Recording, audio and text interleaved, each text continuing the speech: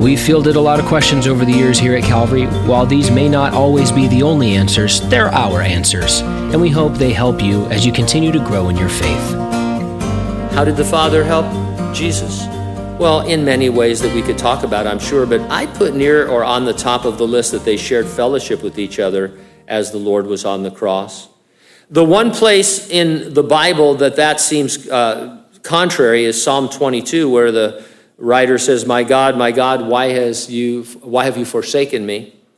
People say, see that? The Father turned his anthropomorphic back on the Son. Well, he didn't. He couldn't. Read on in Psalm 22 to verse 24. It says, he has not despised or abhorred the affliction of the afflicted. He has not hidden his face from him, but he has heard when he cried to him.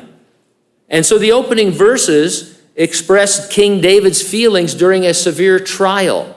He felt as if the Lord had abandoned him. But the psalm shifts early on and talks about a man being crucified. Of course, that man is Jesus, we know. And he says, God didn't abandon me. He didn't turn his face from me. There was fellowship between the Father and Son on the cross, and I think that's what really got Jesus through it more than anything else. You know, as people will argue and say, and maybe you're even thinking, because this is what I did the first time I encountered this, I thought, well, you know, God can't look upon sin. He had to turn his back on Jesus, and Jesus had to do this all by himself, all alone. God doesn't look upon sin. In the book of Job, Satan is in heaven.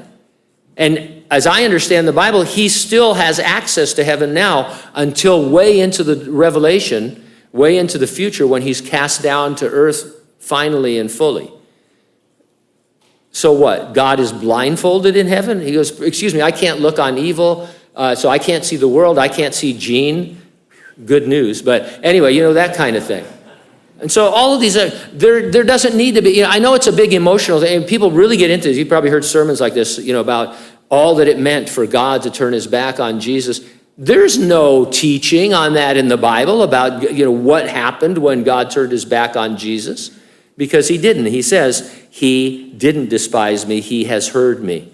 And so all I'm saying is that Jesus and his fellowship with the Lord, with God, got him through. Just like your fellowship with Jesus, sharing in the fellowship of sufferings, is what gets you through. It isn't the Lord delivering you that gets you through. It isn't him taking the trial away.